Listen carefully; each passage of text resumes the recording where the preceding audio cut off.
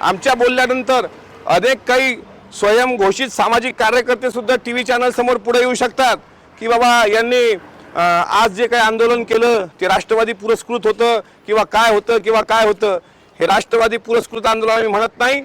हे बाबासाहेब आंबेडकरांच्या अस्मितेला डाग लावण्याचा जो पाप या हाक्याच्या माध्यमातून होत आहे त्याला ठेचणारं हे आंदोलन आहे।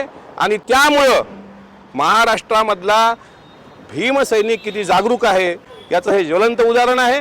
भीमराज सेनेचा हा इशारा तू समज आणि जिथे कुठं असशील तिथं आता सांगतो की थोबाड तुझं बंद ठेव, तू आमचा वायझेड काढू नको।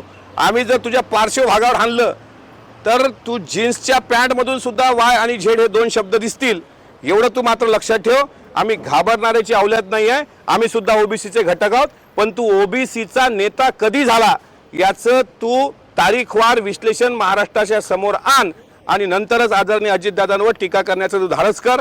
आता इथून पुढे जर तू अवकात तुझी विसरला तर तुला त्याच पद्धतीने उत्तर देण्याकरता आम्ही सर्व सज्ज आहोत आणि तोच इशारा या निमित्तानं आम्ही तुम्हाला देतो आहोत।